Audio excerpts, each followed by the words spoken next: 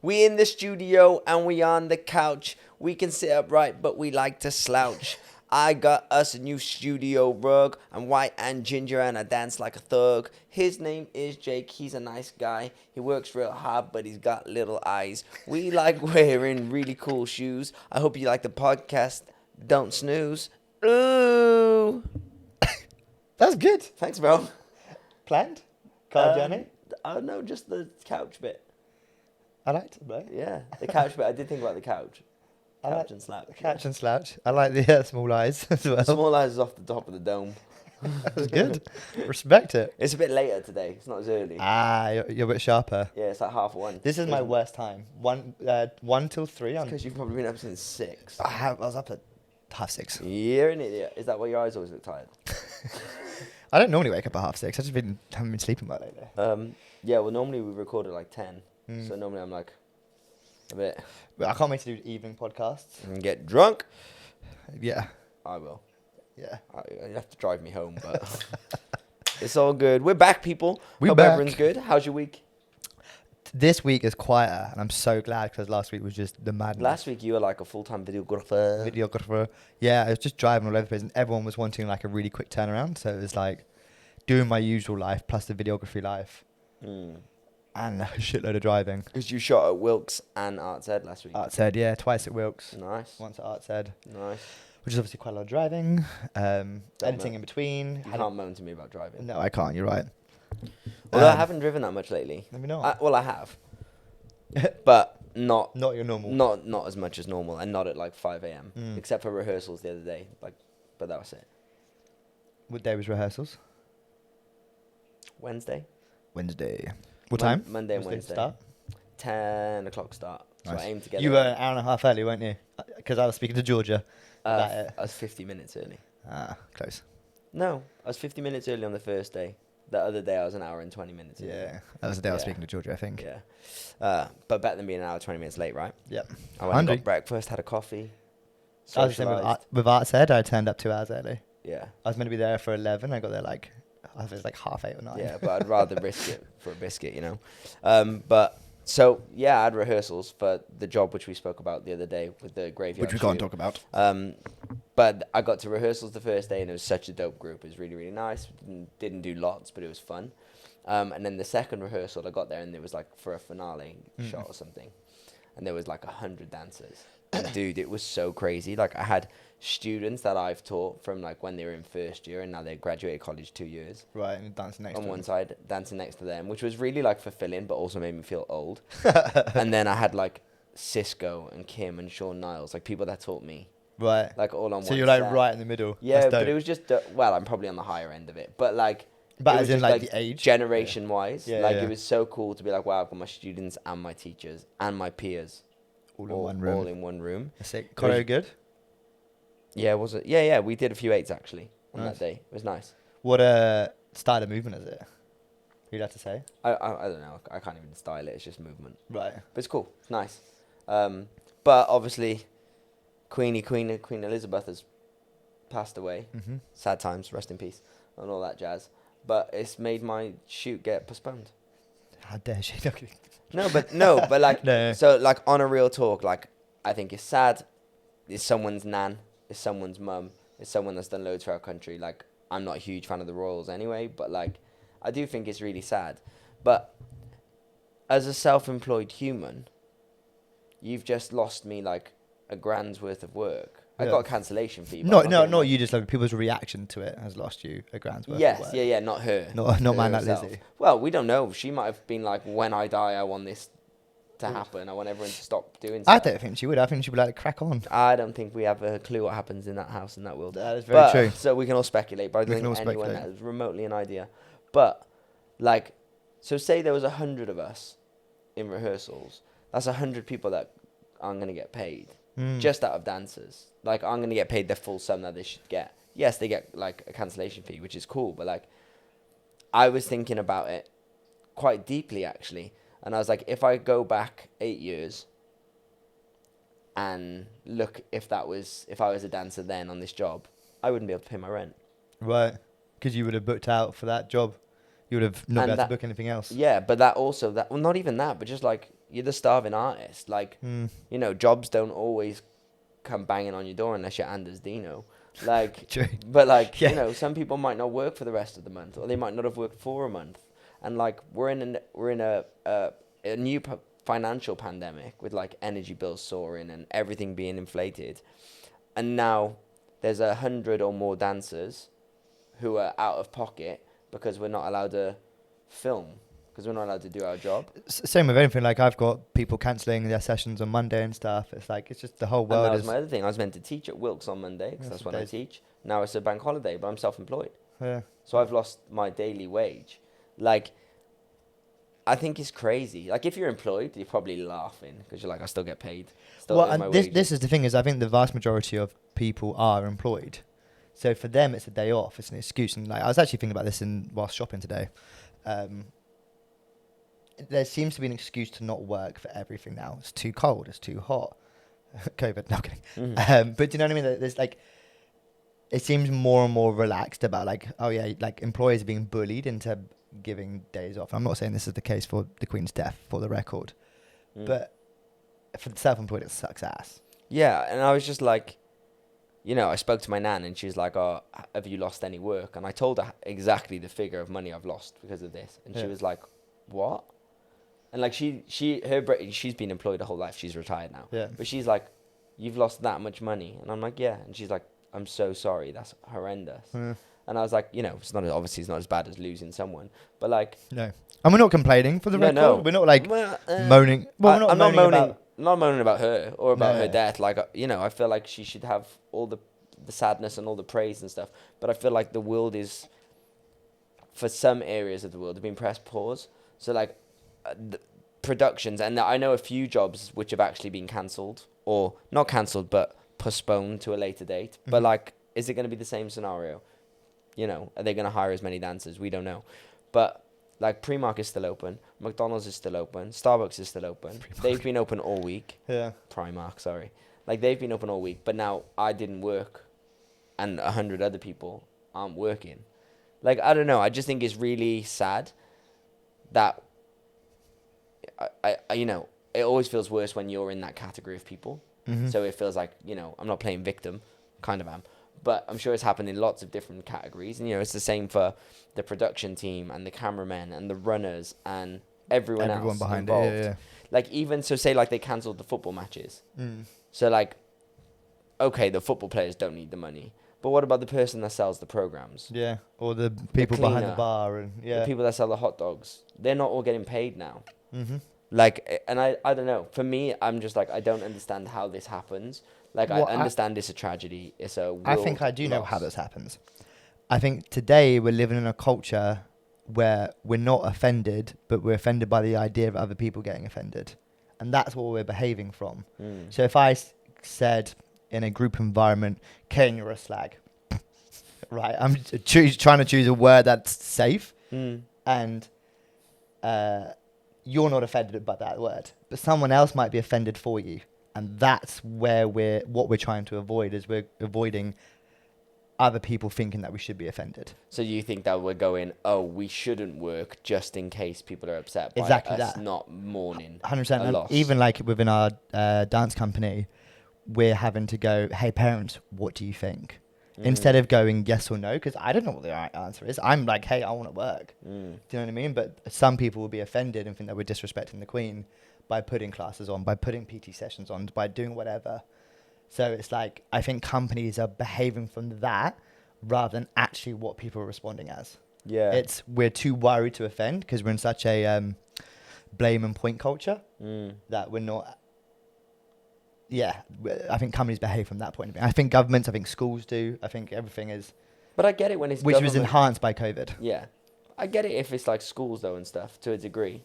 Because it's like, no, I don't. But I'm trying to see devil's advocate. Like, it's government run. The government is related to, like, in line with the Queen, right? The Parliament and all that jazz. But like, us going and shooting a film, like, on a graveyard shift, doesn't affect anyone. Correlate with, I don't know. And that again, and I'm not gonna find the answer. But it's just really upsetting, like, because there's so many people that are think of all the work that has gone into it. Like when I got the email, yes, I thought about like my financial pocket, but I also thought about my CV because that's why I wanted to do this job, to work with the choreographer again, who I haven't worked for in a long time, to work on the job that it is, because it's a really cool job. Like, it means a lot to me personally. And then I thought about the choreographer. Yeah. And I was like, yo, like, I'm sure he's going to end up doing it at some point.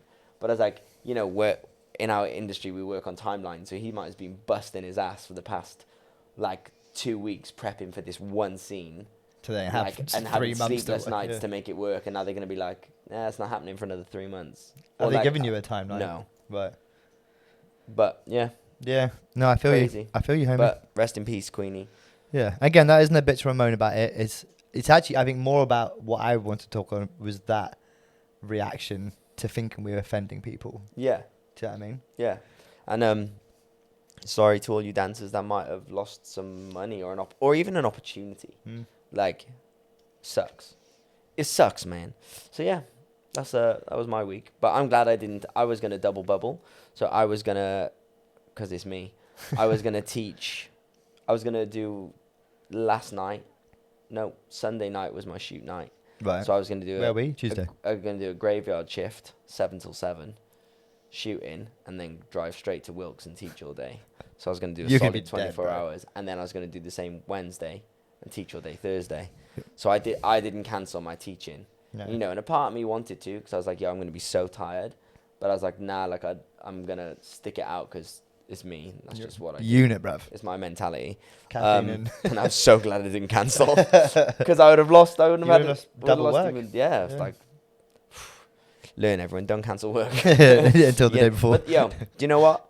Like, I say this to you quite a lot when we talk about like the dance industry, and like we've had some friends recently be like 99% confirmed on a job, like on a heavy pencil, and then they got taken off. And I always go, it's how it works. It's the industry we're in. Which is stupid. Like, yeah, it's like it's like a mortgage, isn't it? What I always say to you is so unpredictable. Yeah. Like, the only thing you can predict is that it could change. Yeah. Like, at any point. There's a quote by Einstein, I think it is. It says, the one constant is change. Yeah. And I feel like that fits very well for the dance narrative. Yeah. 100%. Like, it's a real tough world. It sucks for you guys. But it's also beautiful for us, because, you know, when it's great, it's great. And when it's shit, it's shit. It's like this, and we did an episode on highs and lows before. Yeah. But like, it is the life of highs and lows. Yeah. 100%. Which is also very closely related to the last episode we did, which was pros and cons of being self-employed. Oh yes. That ties in very well with this episode. So if you haven't watched that, go back and watch that, because we drop bars on that. We do. So I asked people if they had some questions. I'll tell you what, actually, hold up. I'm going to do this weekend, which I thought would be quite interesting to tell you, deep water free climbing. I don't know if that's the right way of saying it. You're climbing in deep water? Climbing above deep water with no rope. So if you fall off, you fall into the sea. Where?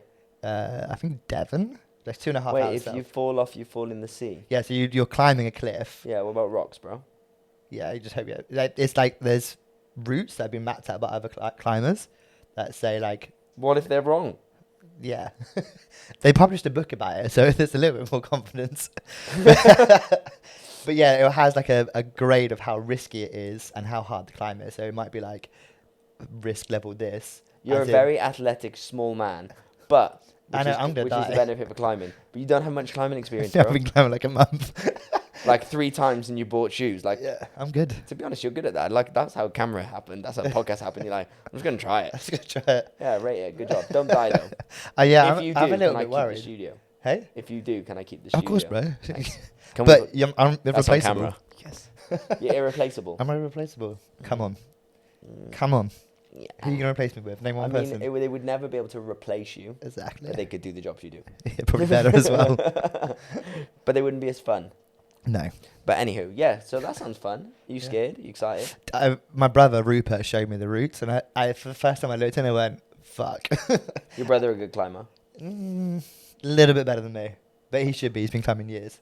But he's probably like... So there's scales. There's like 4, 5, 6, 7, 8, 9, blah, blah, blah, blah. And then each one there's A, B, C. So like a 6A, a 6B, a 6C, a 6C plus, blah, blah, blah. I'm at like a 6C. He's at like a 6C plus, so he's like a little bit better than me. You're more athletic than him. I'm stronger. Tell him. I know, he knows. I'm more explosive, but he's got like the grip strength, which is the key. Monkey strength. Yeah. Like little Monkey boy hands. I'm excited. Let me know how it goes. Let me know if it's fun. Yeah, I'm gonna bring a GoPro down with me and stuff. Oh, and film dope. it. Yes. So yeah, I'm 100%. You have to like abseil down, set up your own abseil. Like I would love to do this. Like I'm a little bit like. I'd be shit in my pants, but I'd love to do it. Yeah, because there's no direct route down. You have to climb your way down to then climb back up again. Do you have a fear of heights? It's something that is actually I never used to that much. Obviously, when you get to a certain level, you're like, oh shit, this is high. But I used to be very good at just like climbing a tree high or whatever. Now that since my shoulder operation, I've become more of a bitch because I don't feel like I've got the strength to catch myself. Yeah. So if I catch myself at a top end movement, I don't know if my shoulder's gonna stick. Yeah, I also think we develop fear the older we get. Yeah. Because risk, we see more risk. Yeah. And the risk increases. You know what I mean? Like I never used to be scared of stuff when I was younger. I used to be like, yeah, I'll jump off that. Like, and now I'm like. But I could lose like 3 months worth of work if I injured That's myself. exactly how my brain goes. Yeah. It doesn't go to like, I could die. It doesn't go to anything. It goes, I could injure about work? myself. It goes to I could injure myself. Yeah. Like. So yeah, I think and because of that, when he showed me the routes, I was a bit like, oh, I was like, okay, now I need to step into it. Do you know what I mean? Like the moment I experienced that little bit of fear, I'm like, oh fuck, now I've got to do it. Yeah. If I wasn't scared, I wouldn't care so much. Yeah. But now that I'm scared, I feel like I've got to do it. You're conquering your inner bitch. Yeah. As Joe Rogan Fuck your would inner say. bitch. But yeah, that's good. Questions. I'm super excited to hear all about it. Oh, dude, if I come back. If you don't, can I have the key before you go? Yeah. Thanks. So we got some questions. I put some questions out on the Grammage. We didn't have lots because I did it very, very last minute. But actually there's one really good one. The others are okay.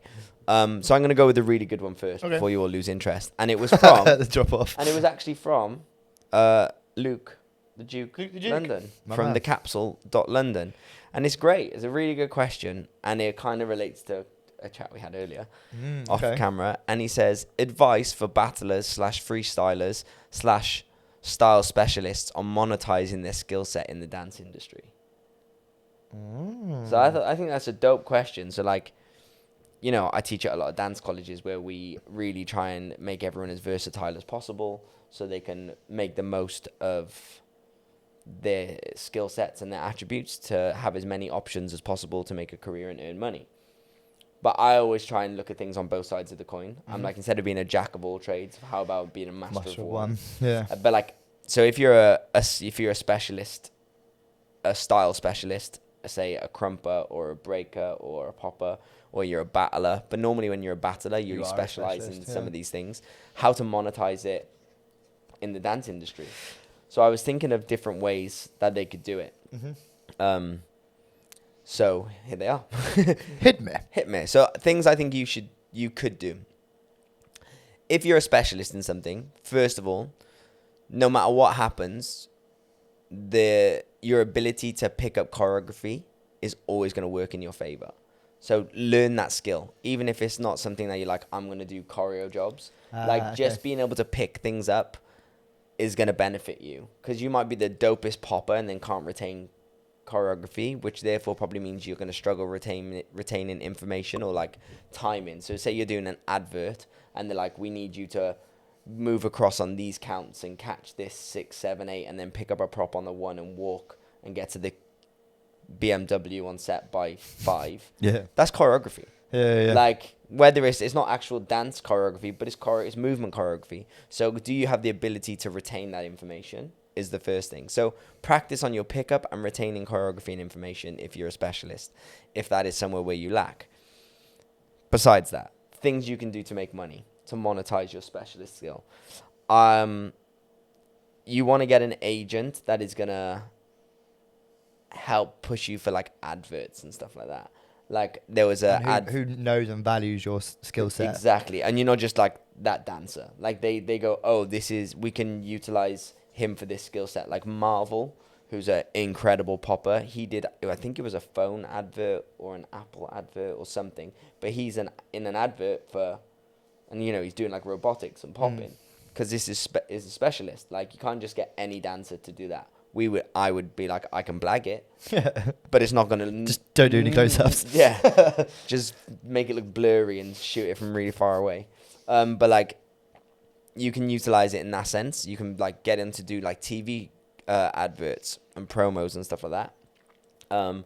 Other kind of jobs that I know people have started to do is films. So like, there's a lot of films now happening in the UK where they're gonna want specialists. I was told about a previous job. I wasn't on it, but you know, through the community, Fred, like I can't remember his dad's name, but Fred's like an OG popper and locker, but like probably like, I want to say like 50, like super OG popper, insane. So he was on set for a film, and I don't know what film it was, but he was pretending to be digging, and they asked him if he could like make it look cool. So he like popped all his digging. But like, he was there because he's like a guy on set, but they utilized his individual skill set. Because if they asked me to do that, I'd have just looked like someone kept pressing pause. Like, but like, he utilized that popping, you know, and he's in a film. He's probably made fantastic money. He's probably on $2,500 a week. Yeah, nice. Which is fantastic money. Another thing that I see people who are specialists, like breakers and other things, do is performing at theme parks.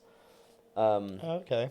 Yeah, so like, you get like a little crew. I know some of the breakers, I want to say Soul Mavericks, but I don't know if it was through Soul Mavericks, but it was like Gavin and Reckless Lee. Like, they were all in a break-in show, and they performed at, it was either a zoo or a theme park. It might have even been a zoo. But like, they put on a show. So they say they did like 3 shows a day over the summer holidays. You know, they're monetizing this individual skill set, especially when you're like a breaker or a popper, things that like kind of crowd pleasing skills. I was going to say, let me add on to this after. People that can like, you can wow people. I don't know if muggles and normal people would appreciate you coming in and doing like a voguing set. I don't know if it'd have the same applause, but if you're a breaker or a popper, like, or a tricker, like, I feel like you can wow audiences. You know what I mean? I think on the idea of like working like theme parks, and that's something, I think you have to be able to make your speciality skill set digestible by the audience by a muggle. So like, if you go and kill it in a battle, only people who understand that dance form are going to understand and appreciate the skill set behind it and the technique and the how hard it is to do that skill. Where like, I think, I can't remember what her name was. It was a popper, female, Dynamite, Dino. Pop's a Dime Pop. I can't remember what it was. Can't remember her name. But she made it very digestible by muggles. She wasn't even that, in my opinion, that good, but she made it really far onto the commercialized scene because she made it with music and like made the movement she made it relatable. So like, in my mind, if I was trying to monetize a skill set, I wouldn't think about how am I going to kill it. I'm going to think about how does the audience absorb what I'm trying to do. Yeah, you're not going out there to impress other dancers. Yeah, you're going out there to impress a multiple of age people who have different backgrounds. Yeah, and probably don't understand dance. No, they just, that's a cool wave, bro. Yeah, but that's why I feel like breaking and popping would probably carry off better than crump, whacking, voguing, like other. But even if it's crump, find a platform that they understand. Like, can you choose like music from a particular film that everyone's going to know, and do you know stuff like that? Like create a bridge. Yeah, or a story. Like put a narrative to it. Like dress up as a robot and play robotic music. Like, you know what I mean? Like things that carry across. Like a cool one is if you're a breaker or you can trick is like dress up as a superhero. Like kids' birthday parties, baby. Like, that's a dope one. Kids' birthday parties. I remember Reckless Lee back in the day dressed up as there was a what was his name? My brother loved it. Like a TV program, and it was a guy, and he was like a superhero, and he wore all blue, and he used to do flips. I can't remember what it's called. It was on like All Blue, CBBC or something like that. Yeah, and Reckless Lee dressed up as him once for a birthday party. I think it was for like his niece or something. Right. And like that was, that would be a great income. It would be. Like Patman and Andreas, they're like 2 OG commercial dancers / breakers. Like they do birthday parties dressed as Spider-Man and Batman. Yeah. Like, and I know a lot of specialists might be like, I'm not doing that. That's not cool. But I was literally going to say you're going to make 150, 200 quid for like a few hours work pretending to be Spider-Man, and you're basically getting to train. And I think and socialize with 10-year-old. But I think, like, I can imagine if I was like a next level popper and I had to go do birthday parties, I can imagine, like, for me, my ego would get in the way of that. Yeah, but it could be that's your option or you're at Oh, McDonald's. I'm saying to not listen to that ego. Yeah, Do you know what I mean? Like, because you're still getting paid to You're dance still getting and do your paid. skill set. Yeah. Like, which can lead to other opportunities. most definitely. You know? Like, I think if Wiggins, he said that he just got caught. He got spotted dancing in a church camp, I think it was, and that's how he got invited to dance in the studio of Sierra. Yeah. Dope episode. Go listen back to it's like 3 episodes ago. But like, it was at such a normal event that led to a bigger. Yeah, I think I spoke about it on here before. When I was in LA, I was super broke. I told people that I had experience being a waiter. Never done it in my life. And I waited at a birthday party for like these bunch of rich people opposite Justin Bieber's house. Did you? And I hated it. I was rubbish. I dropped all the food. I was so out of my depth. But I just kept smiling at everyone, and they thought I was the cool British guy. They're like, "You from London?" I was like, "No, Wales." Yeah. And they're like, "Is that in London?" I'm like, "No." Just say yes. And at the end of the night, they were all drunk, and they had like a dance circle. Right. And I was like, "Fuck it, my shift's finished." Like I was just finished. Join in. So I went in the middle and I threw down, did like a back tuck, did some breaking, and the guy whose party it was come up to me and said, "You've made our night. Thank you so much. We just wanted to have fun," and like shook my hand and slipped me $300. Let's go. Like just like, you know. But that was from something where I was like not doing what I wanted to do. Yeah. But I seized the opportunity. And like if you're being Spider-Man at a birthday party, you don't know what opportunity come. It could be for the creator of, I don't know, Spider-Man 5. It's like 100. Yeah, 15. Other things, anyway, sidetrack. Other things you can monetize. Teaching. Yeah.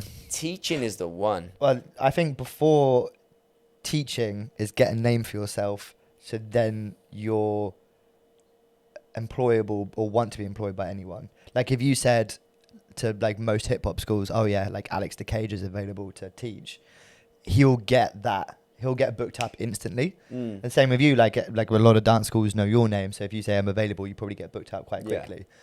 So yes, you can get like normal teaching, but if you can get a name for yourself, go like, "I won this battle, blah, blah, blah, blah." You're probably going to get booked way quicker. Yeah, but teaching is like, for me, for all dancers, if you have a passion of teaching and sharing and you want to make like a living, like outside of performing as well, but you still get to teach, you still get to dance, like teaching is the one. But a lot of people, I think, where they make a mistake, and I've seen lots of different people teach from many different genres of dance, but I've learned from quite a few like specialists. They're not great at teaching. They're really great at doing the skill set, but they're not great at breaking it down for people that don't do the skill set or haven't done the skill set. But I think teaching is a great one. But, you know, I make a living from teaching. So teaching and performing, but mainly teaching now. So, of course, I'm going to say that's the great one. Well, it makes total sense. It's the most accessible, it's the most immediate route into income, I think. You know, judging competitions like UDO, all the other ones, BDO, WDO, something and O, like all Street Dance UK, all these different events and competitions, like they're always looking for judges. Contact them. And then what I would say is a great thing to do is when you do those events, like be on 100% of the time, and I guarantee you'll book workshops from those events. So like I always do the UDO parties. Like whenever there's a UDO party, like I always used to dress up like in fancy dress with all the kids, and like loads of the judges would be like, "I ain't doing that. Why are you doing it?" And I'd be like, "Because then I'm the fun one." And they're gonna go back to their dance schools and say, "Yo, he's fun. We want to learn from Kane." And I would get loads of workshops. Like, yes, I'm just a specialist in like teaching dance or dancing or doing choreo, but like if you're a popper, like that could be your chance to get into all these different schools and teach workshops and build a bigger demand for your skill set. Because like say you're a crumper and there's not a huge demand for it, but there's only not a huge demand for it because people aren't seeing it or it's not popular yet. But like if you get out there and you show it more and you build the desire to be able to do it or to be like someone, it's going to grow. Let's take Mr. YouTube, for example. I was going to come on to Tight Eyes as well. But so like Mr. YouTube, for example, like obviously Light Feet has boomed like in the past few years. Shout out to him. I've got his t-shirt on today as well. Smart. Look good, feel good, dance good by Mr. YouTube. Dope t-shirt. Go and cop one. Really comfortable. They are. Like, light feet is boomed at the moment, especially within within dance community as a whole, but especially at competitions. Like, judging comps, all I've seen for the past 4 years is light feet. So I spoke to him and Anna the other day at Worlds. Were we at Worlds? Yes, we're at Worlds. And I was like, yo, like, this isn't going to last forever. This wave of the love for light feet, you need to capitalize on it. And he's like, yeah? Like, what do you mean? I mean, him get on really good. And I was like, like, I've seen dance crazes come in and out. Like, it's gone from house, where everyone was booking turbo for workshops, for house workshops. Then it went into, like, New Jack Swing, where everyone wanted to book Animaniacs to teach New Jack Swing combos. I was like, at the moment, it's light feet. So you need to make yourself more accessible. So I was like, you need to start a Patreon, bro. Like, you need to start some sort of Patreon and every week put out a routine or tutorials to capitalize on monetizing your specific skill set. Because I'm sure he can do other things, but we all know Mr. YouTube for light feet.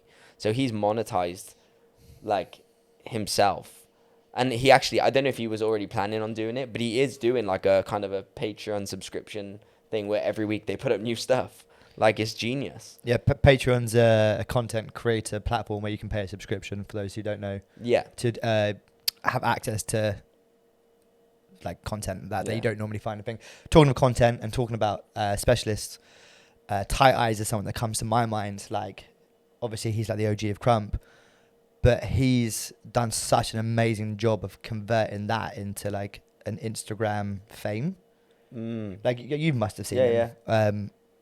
And he's really generated a name. Like, because he had that special skill set, he could adopt a market quite quickly and talk to it. But then he made it, again, what I said earlier, like, made it accessible by more people. And he's not just doing Crump anymore.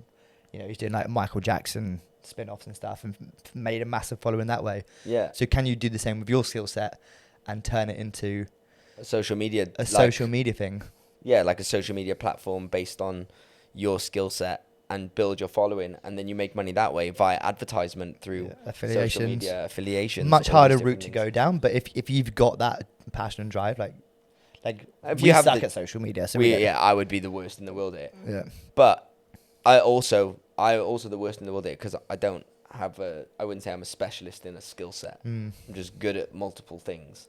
You know what I mean? Yeah, and but I feel like that's if I was Harry Potter, like, I would be all over, like, TikTok. I would be just trying to make as much content as possible, make it relatable to all different kinds of people, where you pull people in and you build your following. There's that guy, like, Slavic, I think his name is, on Instagram. I might be lying, but I'm sure it's Slavic. He's a good-looking guy. He's always got his abs out, like, always got a shirt open, looks like a dancing Justin Bieber. And, like, he's a dope popper. He can crump. He can do multiple things. Like, he's been on the Ellen show. He's got, like, over 1 million followers. Like, and every day I see a different video of him dancing on, like, Hollywood Boulevard or on the Stars, or doing, like, a corny kind of video, but it's showing off his skill set. Like, you can still see that he's dope. Like, and he probably makes a living from that. Like, UDO, like, we were talking about bringing him in for an event just because he's got a huge following. Like, so there's a demand for him. As we said in multiple episodes, followers is now a currency, which you can leverage. Other ways you can monetize, if you're a specialist, what did we say? Adverts, get an agent to try and get in films and stuff. Cruises. Did I say cruises? You didn't say cruises. So on some cruise ships, they have like breakdance performances now. So I know Reckless Lee was on there doing breakdancing for a while. On a cruise ship, and he actually had a dope deal. So if anyone wants to know how to get into that, I would recommend messaging him, because it was a really good deal he was on. Another guy I know from Cardiff called Boost, Tommy. He's not from Cardiff, from Wales. He was on a cruise ship performing as a breaker. I know more about breakers than I do other styles, so sorry. But, like, I'm sure the same thing carries across with all these other things. Also, hip-hop theatre. Like, try and get into a Zoo Nation company. Try and get into Boy Blue company, where you're going to end up doing hip-hop theatre, or Bird Gang, like with Quayle. Like, you're still going to be in theatres, performing, making money.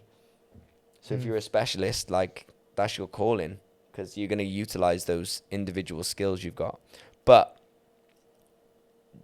if you're a specialist, I would say still try and learn other skills. I was literally about to ask you the question. I was like, do you think it's worth, like, let's say you're a whacker or a locker or whatever, is it worth absolutely double downing and getting even better at that one skill set and like showing the world that one skill set, or do you reckon you should become more diverse? Yeah, I think it depends. Like, the answer's always going to be it depends, because like we can look at the Kane special. It depends. It depends. Yeah, it is, depend. but it does depend. The answer is always it depends for every question you ask. Yeah. But like we can find people in all different genres of dance that have doubled down on their one specific thing and they make a living from that one thing. Mm. Do you think it's harder? I guess that's the question I'm actually getting at. Like, Yeah, do you think you have a more success rate being like a specialist at locking, No, or a locker who can do the a locker who can do other things? Yeah. Because the world we're in, like, people want to make everything as low cost as possible. So if they can hire you, say you're a 10 out of 10 of lock-in, but that's all you've got, or they can hire a 7 out of 10 at lock-in, but someone who can do flips. Right. They're probably going to hire the 7 out of 10 person because yeah. they're getting more for their money, as in they can blag them into doing other stuff. Like, they can be like, oh, they can hop in on this section, or they can hop in on that, or they can offer something else. But ideally, I'm not saying that's right. I'm just saying that's what happens. That's what we're in. But unfortunately, like in the UK, we don't have like an LXD like they do in America. We do have a company called LXD, but it's not the same one.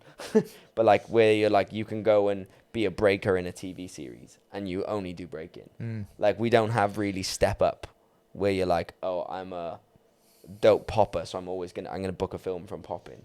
In the UK, that's quite rare. So like, the more skills you have, the better it is. But it just depends what you want to do. If you're already a specialist in something and you're thriving in that area, double down on it. But you have to find the way of monetizing it that makes you feel content. Because like, don't just do it for the money. Because like, so many people will be like, oh, they're a dope popper, and then they teach because it's money, but they don't like teaching. They don't like kids, or they're not good at teaching, and they put no effort into it. It just tarnishes your brand. Yeah. Like, so you might be the dopest dancer, but if you're not putting the same amount of love and passion into how you're monetizing it, you're just going to build a bad name for your brand. You know what I mean? Mm-hmm. So like, for me agree. as a performer or a teacher, I want to teach aspiring professionals or perform. But I'm aware that sometimes I have to teach kids, but I have to put that same amount of energy and love into teaching those kids as I do those adults. Do I sometimes want to? Hell no. But it's my brand. Kane Silver is a brand. Like, I want my name to be spoke about in a good light, especially when it comes to the thing I love, teaching and dance. So, good answer. Next question. Trying to think if there's other ways we can monetize. Yeah, I've been sitting there watching you rambling.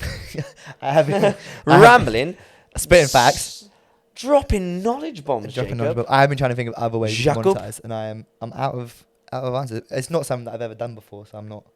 What? Monetize as speciality. I'm a 6 out of 10 of everything. Of everything. Of everything. Nice.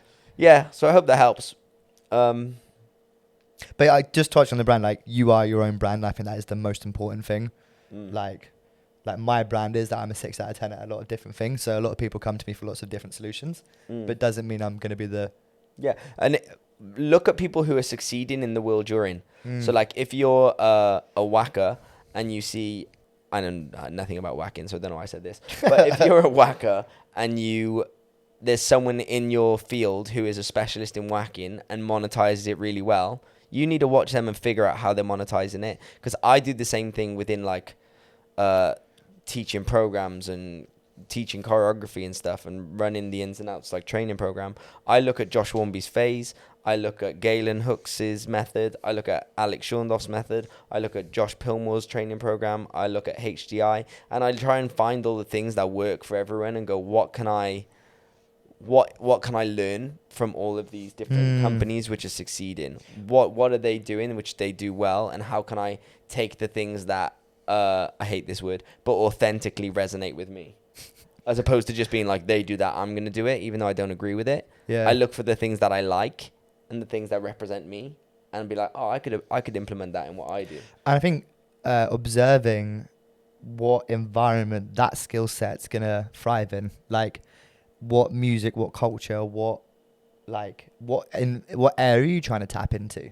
Mm. Do you know what I mean? Like if a whacker isn't probably going to do very well in a I can't think of an example now. But do you know what I mean? Like see, like clock what environment you're going to and lean into that. Yes, I agree. Anyway, thank you, Luke. I hope that helped. Also, guys, that was go fun. and check out the capsule.london on Instagram. They have a dope podcast. It's dance. You'll enjoy it. It's always Luke. He's the host of it, and he gets on there like dope people like Tally, who's an amazing dancer, who's worked in hip-hop theatre. She's been an agent. She's been a choreographer. She's been a dancer in the commercial world. He also has Lee Ricochet on there. Like, go and check it out. It's a dope podcast.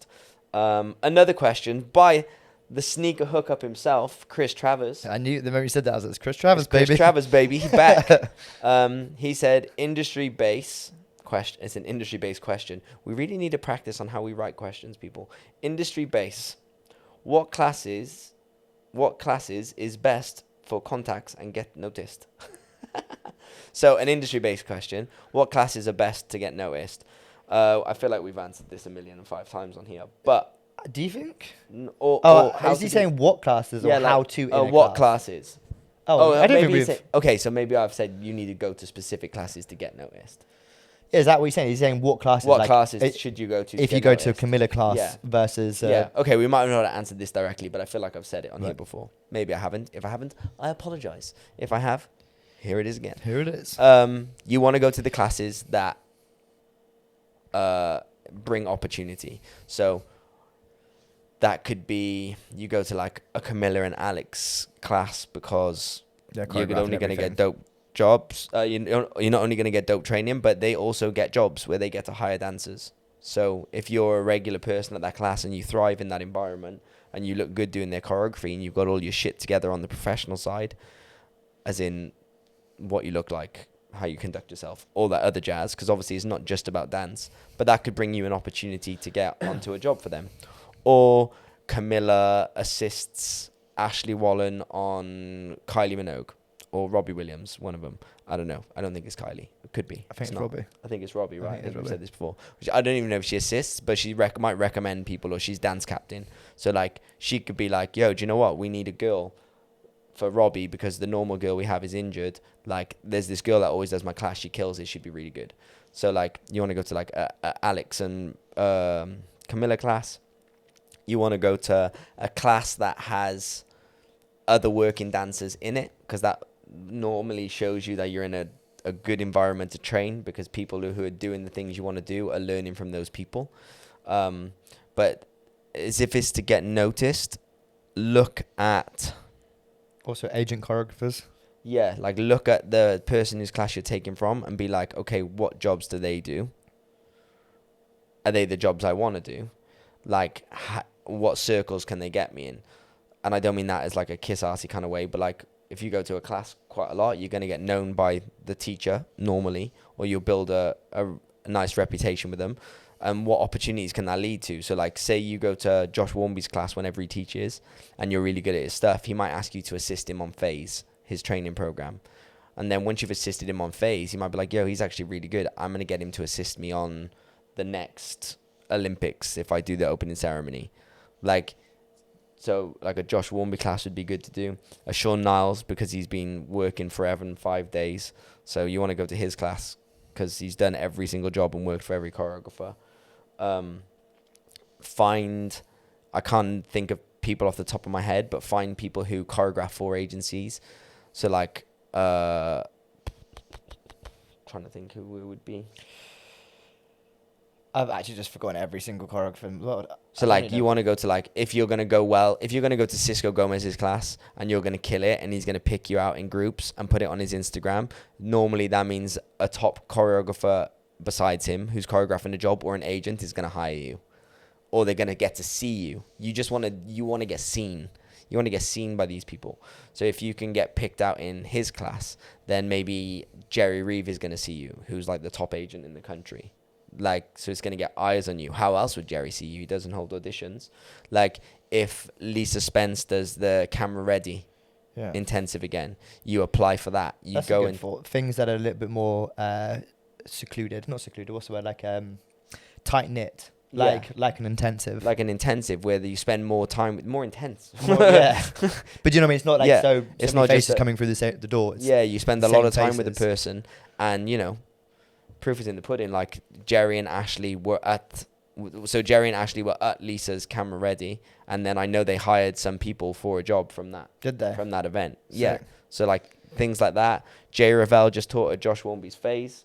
Obviously, Jay's one of the biggest creatives and choreographers in the country. If he likes you, boom, you're in.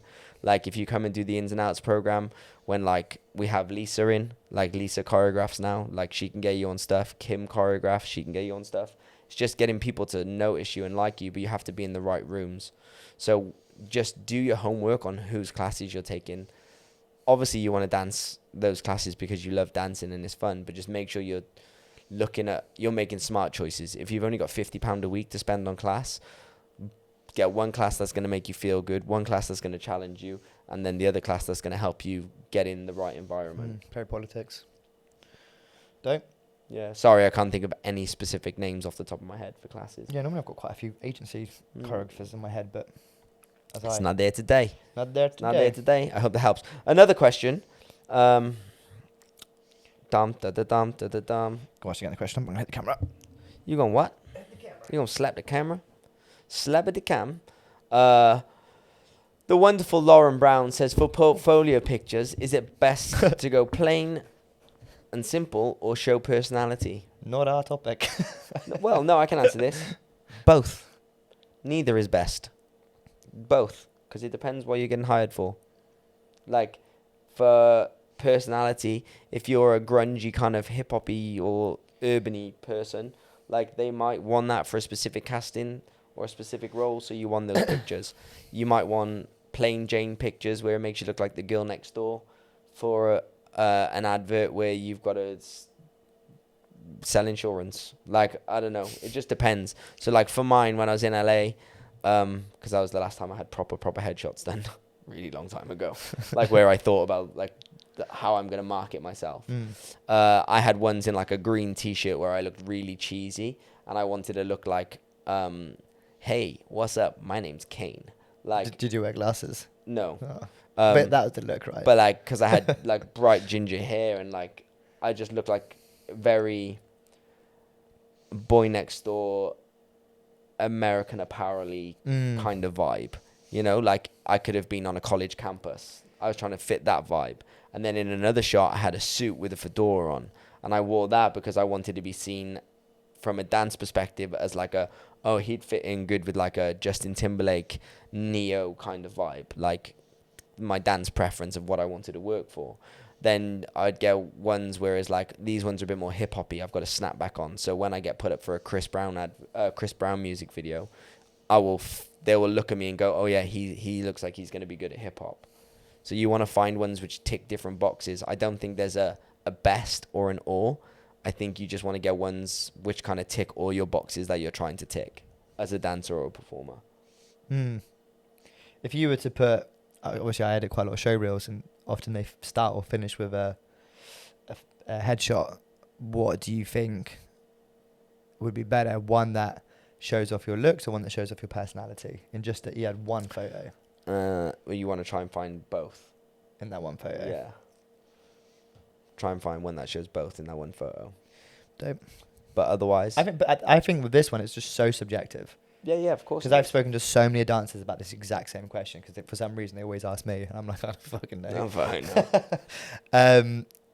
I think it is very subjective. I think it's dependent on what job you're doing. I think like you should have... Or what your niche is. Like what do you fit? Like, But I also think you should be constantly adapting. Like if you know you're applying for a hip hop job and you're sending in your show reel and it starts off with a headshot, change the headshot that adapts to the job. Yeah, okay, I agree. But like there'd be no point me putting a musical theatre headshot at the beginning of my show reel, or even but if you knew you were sending it to an MT job, yeah, do you not think for you sure? should But she's saying what's better. have it all so you can change it all the yeah, time? or have multiple show reels, Yeah. different ones at the front. But if you were to have one, have the one that's going to be used the most. Like, do you know what I mean? So like for me, it was never my hip hop headshot at the beginning, because I'm a white ginger guy. Like, I don't fall in that urban hip hop category very often. So, but as soon as I put my cheesy one at the front, like I would get more jobs because I'm the white cheesy ginger guy who can play a geek, can play just a normal campus dude. Like that would be the one which would probably get me seen more called into castings and get me more work. Granted, it wasn't the work I wanted to do, but it earned me more money. And then my last question I had, which I remember it, was off the wonderful Scarlett Cutting.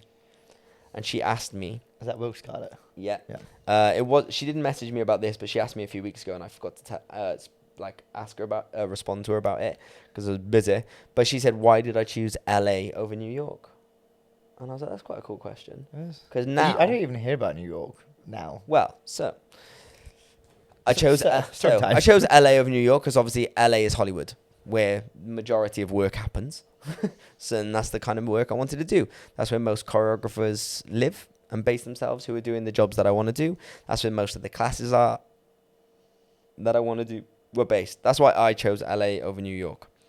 But if you were trying to be to musical theatre, or you want to go down the MT route, or you want to go to Broadway, so if I was you, I would go to New York and not to LA, because there's going to be more opportunity. You're going to be surrounded by more people who are chasing the same dream as you. You're going to be around more people who are trying to execute that market and tick that box. So I chose LA because obviously it fitted the field of movement and the work I wanted to choose.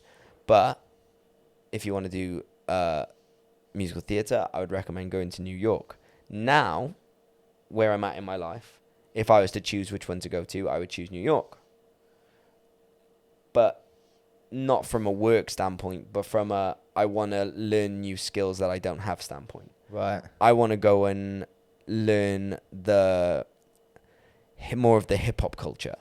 I want to learn the hip hop scene, like the underground dance styles, or I should just say the dance styles, like hip hop dance styles as opposed to choreography. I would love to go there and like go to nightclubs at 3 a.m.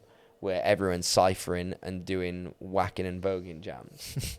I want to experience that. I'd love to see you in the middle of a whacking cipher. Doesn't mean I'm going in it. I just want to experience it and see it. Or like go to like a club where they play house music and see real house dancers like jamming and sharing house steps as opposed to going to a dance studio and learning it in a mirror. Yeah. I would like to learn it in that environment now. The more authentic versions of... Yeah, or where it kind of originated and started, you know, because a lot of these styles were from New York before LA. So now I would go to New York. Well, I was talking to a dancer, and this isn't actually about the difference between LA and New York. It was about LA or England. And I was talking to her, and I said to her, do you think, like, where you are at now, this dance is probably one of the better working dancers in the UK. Where do you fit in LA? Like, are you putting yourself at a massive disadvantage? Where you're booking jobs now, do you think you would book the same amount of jobs in the UK? Now, obviously, there's you should always rise to be in a bigger pond and become a bigger fish. But was this dancer going to make her career harder for themselves? Yes, you would be making your career harder for yourself. I think it's harder to make it as a dancer in LA than it is here. Which is, and I've heard along the grapevine that a lot of work is starting to migrate over to the UK, a lot of dance work. Yeah, because it's cheaper to bring it here. Right. It's cheaper for it to be made here. So films and stuff come here because it's much cheaper. But like, if I look at the level of dancers that book work in the UK compared to the level of dancers that book work in LA, I think the level of dancers, majority in LA, they'd be higher standard. Right. They're way more versatile. They've been doing multiple forms of styles of dance since they were 3. On the biggest conventions and the biggest circuits, learning from the biggest choreographers. We don't have that culture here. Not like, yet. I think we have great dancers here when it comes to like, this is choreography. But if you're talking about an all-round dance perspective, like, we don't have many like Lucas McFarlanes here. No. But if you go to LA, everyone's a Lucas McFarlane. Well, there's only one Lucas McFarlane, but there's no. lots of people with that skill set. You know what I mean? So I think it is harder there. There's more competition there. There's also more opportunity there. Right. I guess that was my debate, was does the opportunity outweigh the what's it called, the competition? I think it depends where you're at in your career. Like, if it's worth that risk. So like, for the person you're speaking to, for them it might not be worth it. If they're very established here, that they want to leave it. I think they're pretty established, but they're not like Elisa Spencer, obviously. Yeah. But I can imagine they end up being. So like, for me, I went to LA at 22. Mm-hmm. I'd And how be- established were you? Here I wasn't super established, but I was working a lot. Mm-hmm. I hadn't done any like tours yet though. Like, but I done one. Are we talking like an Anders Dino level of establishment? Is that's no, the word no, establishment? but there's not many people that established here. Right. So who was like a But, like, first entry dancer that you I can was- think of I as was- established in the UK? I don't know, because it was a different time then, because we didn't Okay. have social media and we didn't have the same kind of work. Mm-hmm. But like, you know, I was doing X Factor, I was doing lots of BGTs, doing lots of TV shows. Like, I was working quite a lot, Right. you know, especially for someone fresh, Mm-hmm. new. And I remember Ema Walsh saying to me, why are you going to LA? There's still so much more for you to do here. And I said, but I'm only 22. So if I go now and I hate it and it doesn't work, after 3 years, I can come back and only be 25. And still kill the game And here. still and still build it or carry on or reestablish myself here. Mhm. If I build a huge career here in the UK and I get to 27, 28, and I work, if I did every job there was, would I feel comfortable and brave enough to leave all that to go and start again? Probably not. Would I take that Interesting. risk? Probably not. So I had nothing to lose at 22. Right. Because if it all went wrong, after 3 years, I'd come back at 25. Yeah. Which But is at still 27, relatively 28, young. you would. Whereas at be 27, 28, hesitant. I'd be coming back at 30, and I'd be like, fuck. Like, You old. yeah. But like, that was just my mindset. Yeah. I'm not saying it's the right mindset. No, think it's I can different. appreciate that. I think hadn't it's thought of it different that for way. everyone. But now I think, because obviously when you look back on stuff, I do wish I'd waited a bit. I wish I went to LA when I was a bit older and a bit more mature. Do you reckon you would have had a more successful career had you gone at like 25? No, I In don't LA, think that is. I don't think it would have been more successful. I think I would have been more successful in LA if I just stayed there longer. Right. But Do obviously you I think didn't. you like not bottled it, but like Well, no, my brother died, so I moved home. that's not bottling it. That's a good point. That's a fair excuse. I didn't go, this is hard. Right. So, like, my reason for coming Yeah, home yeah, wasn't work-related. It was, Would you have stayed out longer? oh, yeah. Right. And it was a mixture of obviously, my brother passing away and met the love of my life. Mm-hmm. So Poor we woman. did. poor girl. So, yeah. Yeah, fair enough. Yeah. Those are two fairly good excuses. Yeah, thanks, bro. That's Appreciate it. But when I came back here, I killed it. And you're still killing it now, bro. I killed it for like 2 years and then Fell maybe into a year and a Dream half. Boy. No, Was it 2 years in Dream Boy? yeah. Then I wanted to make more money. Then it became about money for me. Right. Isn't that actually quite sad? It's sad fuck. I came about money, so I joined Dream Boys Yeah. and made more money than I ever made as a dancer.